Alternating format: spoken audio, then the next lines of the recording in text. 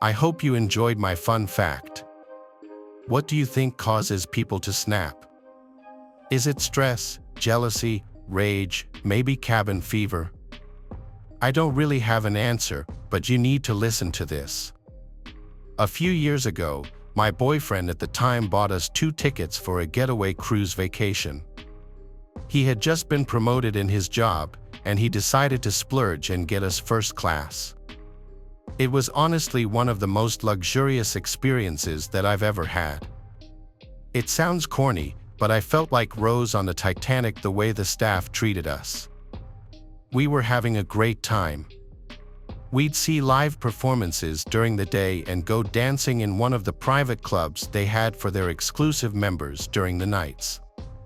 One night, I believe it was the night before the ship was to head back to port in New York, my boyfriend and I decided to go to bed early. We were in our cabin suite. My boyfriend was brushing his teeth in the bathroom, and I was lying on the bed scrolling through Instagram when there was a loud knock on our door. I called out to my boyfriend and asked if he ordered room service. He yelled back that he didn't, and I got up from the bed and went to the door. I was about to open it but decided to look through the peephole instead. I believe this small action was what saved our lives. As I looked through the peephole, I saw a disheveled-looking man standing in front of our door. He was breathing heavily, his eyes were wide, and there were red stains smeared all over him. I didn't quite know what to think as I stared at him. 20 seconds must have passed when he started banging on our door again, but this time much harder. The door handle started to jiggle as he tried to get in, and I yelled for my boyfriend to get over here now. The man was now screaming that he needed to come in and show us something. My boyfriend pushed past me and looked through the peephole. He yelled to get away from our door right now. The man did not listen. He continued to bang on our door, screaming to let him in. He was banging so hard that the edges of the doors started to splinter. Terrified that he was going to break in and do God knows what to us, my boyfriend called for security from the cabin phone. We stayed pressed up against the door to prevent him from getting in.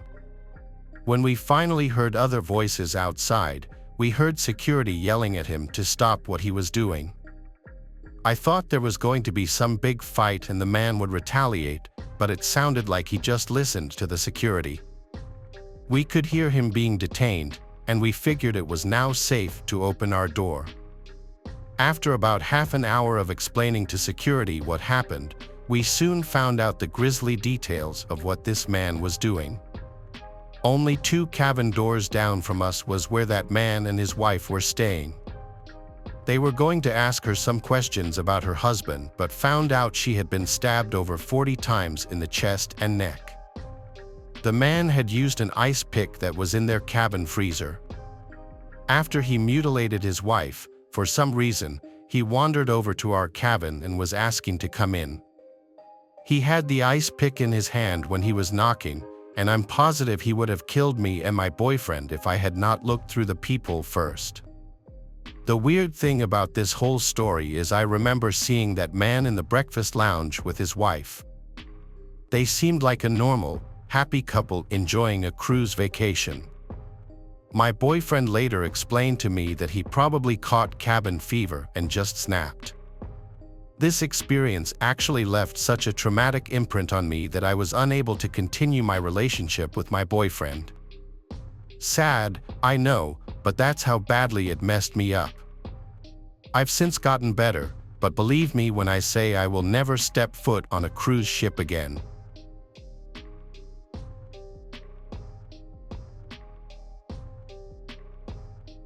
I'm an only child, and my parents are older, so they don't like active vacations but more sightseeing in museums kind of stuff. Of course, I'm a kid who likes to play and wants more fun stuff. The compromise my parents came up with was a Disney cruise. We would depart from our home in New York City for a cruise along the East Coast to the maritime provinces of New Brunswick and Nova Scotia, Canada. We would make ports of call at Bar Harbor, Maine, St. John's, New Brunswick, and Halifax, Nova Scotia, in Canada. They would visit all the museums and art galleries in each port, and I could join the kids' club for swimming, volleyball, rock climbing, and dance parties. On the first day of the cruise, I quickly changed into my swimsuit in our cabin and went to the kids' club to meet the other kids. The director met me at the door, welcomed me, and said if I needed instruction in anything, she was there to help.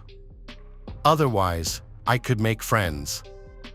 She had a plan for various activities, and she said I'd be tired and happy at the end of the evening, so welcome.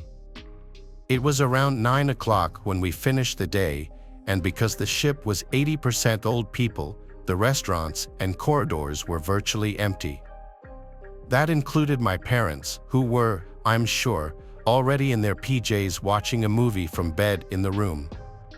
Our stateroom was on one of the lower levels without a balcony, and the ship was as big as the city, so I had a long way from the pool deck, where the kids' club was, to the stateroom.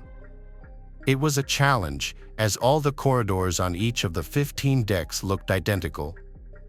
After waiting for like 15 minutes for one of the 4 elevators, I got impatient and ran for the stairwell. As I ran down the steps, I heard a man's voice, kind of laughing, saying, "Are you trying to run away from me?" I turned around, and a man who looked around 20 or 25, dressed in workman's clothes, beamed a big smile at me. I was surprised and unsure how to act, so I just gave him a smile back and turned to continue down the stairs. But he was so quick and moved past me, then blocked my descent, his arms on each of the stairwell railings.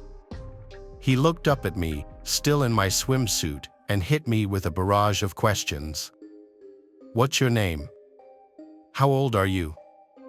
Where are you from? Who are you traveling with? What deck are you on?" He just kept asking but not giving me a chance to reply, and I wouldn't have even if he waited for an answer. I was frightened. When he said, "Why are you so uncomfortable with me?" I lied and said, "My dad was waiting for me. He expects to meet me as I come down. He took the elevator, and I'm racing him, so please let me pass." Before he could move, I dashed under his arm and ran down the steps. The second night after Kids Club, I went to take the elevator, and there was the same man in the corridor. He grinned again when he spotted me and very purposefully blocked my way. He began again with his questions, but they seemed even more personal this time, and he was saying things like, "You have a beautiful smile," and "I love your outfit, it is so cute." My alarm bells rang loudly in my head as he said, "I'll walk you to your room." "What floor are you on?" I knew I had to get out of there fast. At that moment, a couple walked up to the elevator that wasn't too far from where he was trapping me, and I yelled out, "Hold that elevator for me, please," and I pushed right past him and joined the couple, talking and laughing together. I think they were on a honeymoon, they didn't even notice me. When the elevator came, I got in with the honeymooners. The scary man was nowhere to be seen. When I got to the room, I told my mom what had happened, and from that time on, my dad walked me to and from Kids Club. My mom was determined to discover who this creep was, and we went to the photo studio that took the obligatory passenger photos. We looked at all the passenger photos, and he wasn't among them. For the remainder of the trip, I never saw him again. It was as if he wasn't on the ship. What could have happened to me if I hadn't run away and dodged him with the couple in the elevator? I sometimes wonder if he was ever on the ship or if it was just my imagination since no one else ever saw him other than me.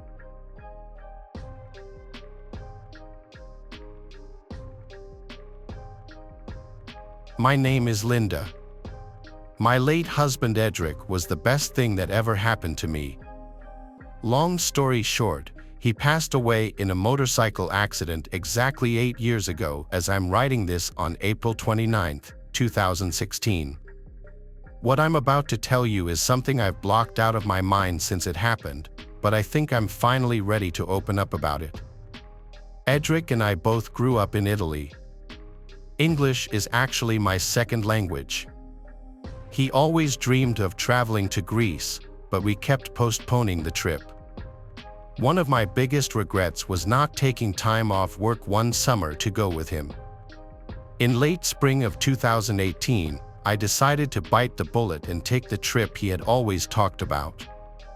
Being only 36 years old with no children, I didn't much like the prospect of traveling alone, so I decided to book a cruise, thinking it would be more relaxing.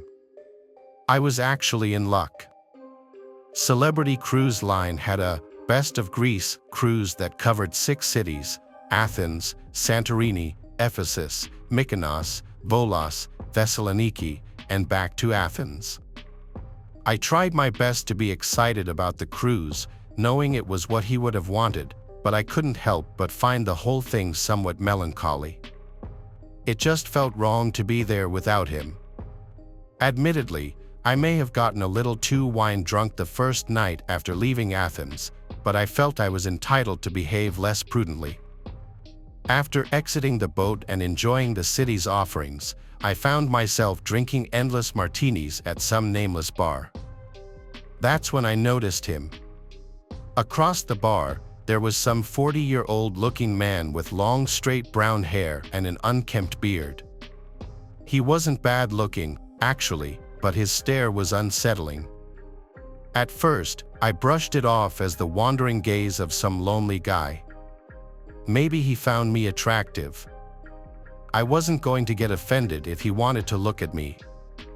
After catching his eye a few more times, though, I started feeling unease begin to set in. The way he was glaring at me was just so perturbing. It wasn't seductive or charming like he was trying to flirt or anything like that. It was literally as if he was trying to sear a hole in my face with his eyes. I finished what must have been my 8th drink, paid my tab, and quickly made my way back to the dock. By that night, my memory of that man had completely dissipated. The next city on the docket was Ephesus. My time there was essentially spent the same way, consuming far more alcohol than was acceptable for a woman my age. Other than some fleeting guilt, everything went well in Ephesus. Mykonos was next. I'm sure it won't come as a surprise to any of you at this point, but near the end of the day, I unavoidably found myself sitting alone at an outdoor bar. That's when I noticed him. There was a man standing against a light fixture with his arms crossed. I strained my eyes, thinking my mind must have been playing a trick on me. It was unmistakable, though, it was the guy from Santorini. He was too far away for me to tell whether he was looking at me, but his head was tilted in my direction. Oddly, he was wearing the same exact outfit he had worn in Santorini. A wave of discomfort washed over me. Was I being stalked? My palms began feeling clammy, so I nervously rubbed them on my dress as I lowered my head, trying to avoid looking in his direction. I could feel his aura radiating, though, even from that far away. I couldn't help myself. I glanced back up, but he was gone. You might expect my body to have flushed with relief, but I was actually even more anxious. I frantically began looking around, trying to see if he had gotten closer. I didn't feel comfortable walking back to the boat alone, so I ran into a couple that was leaving and made some small talk, then walked back with them. That night, instead of retiring to my stateroom, I decided to explore the boat in hopes of running into that strange man. After scouring the boat in its entirety, I gave up around midnight. The next morning, I got off the boat in Volos, determined to solve this mystery. Instead of venturing into the city, I opted to wait at the gangway. I watched painfully for an inordinate amount of time as person after person made their way off the ship.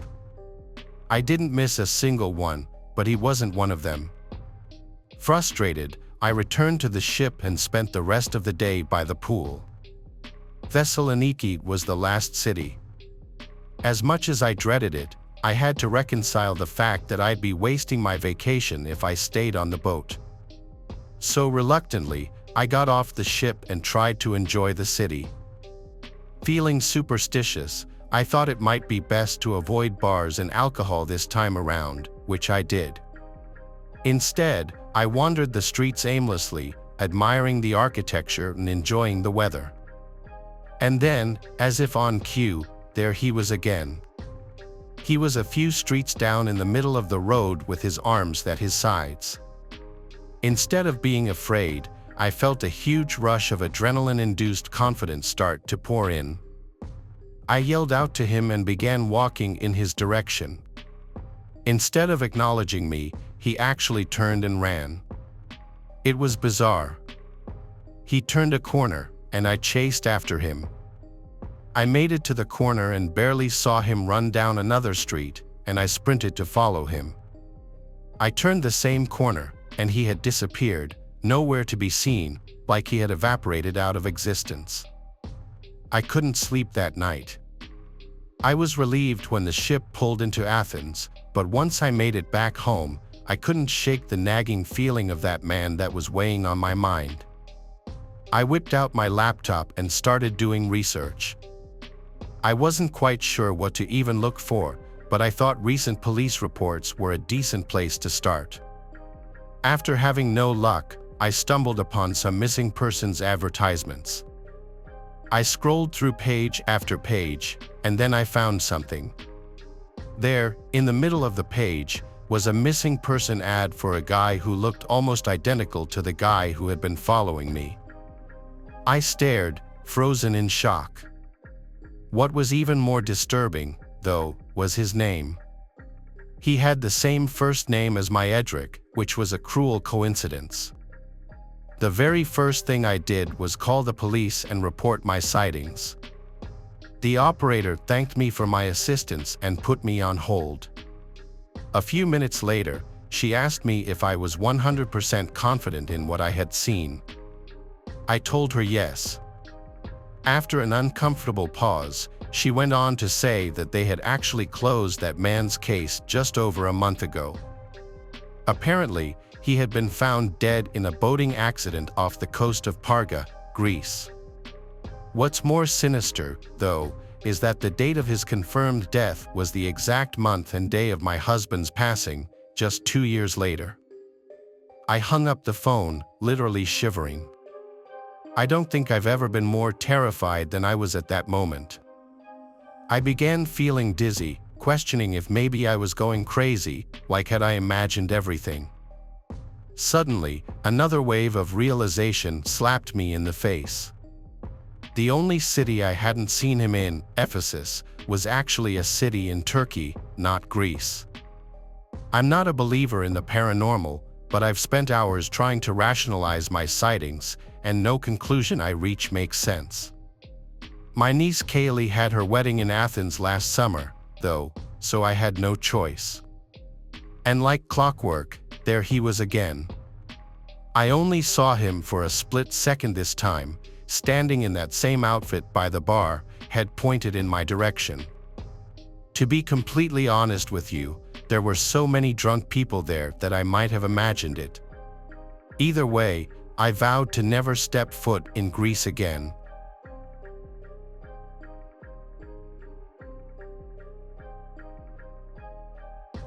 In 2018, my family decided that we were going to take a vacation on a cruise ship. None of us had ever been on one, and we thought this would be a great first-time experience with the family. We docked from Miami, Florida, for a 7-day trip that would take us to the Bahamas. As an 18-year-old girl at the time, I was super excited to finally see why so many people love to go on cruises. Honestly, as the week went by, it wasn't that all exciting. You're pretty much on a floating hotel with a bunch of strangers. The only actual fun time that I had was when we docked in the Bahamas and we could walk around and check out the area. But as we were heading back to Miami on the 7th day, I decided that I wanted to walk around the bow of the ship by myself. It was late, and the rest of my family was in the dining hall drinking and celebrating our last night on the cruise.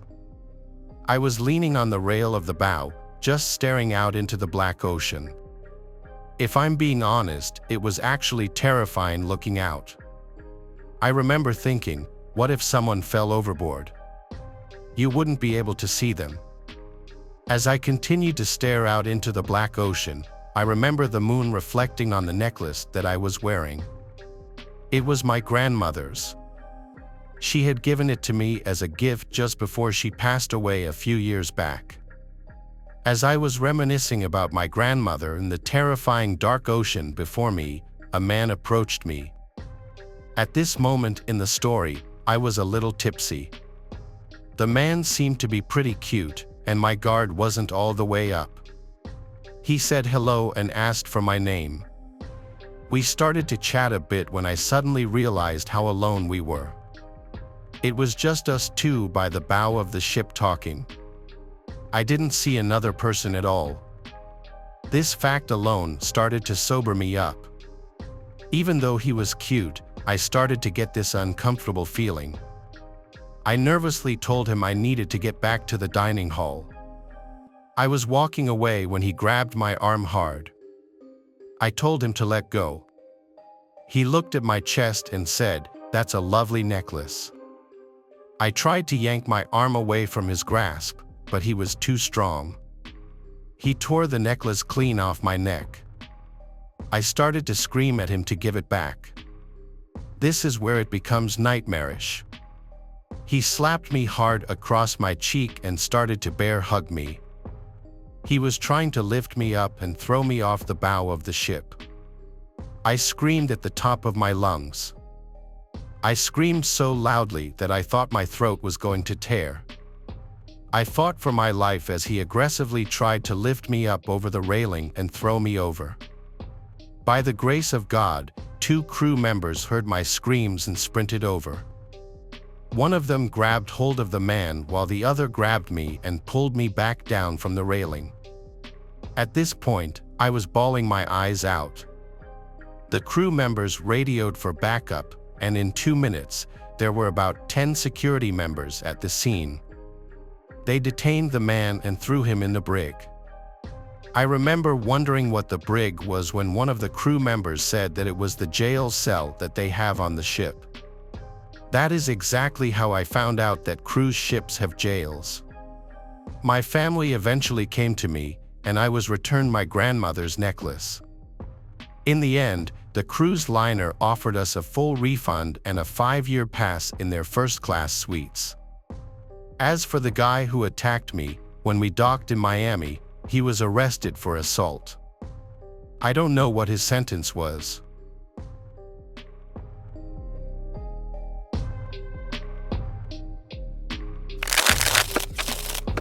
Thanks for watching the video. Subscribe to the channel and turn on notifications to watch the latest videos.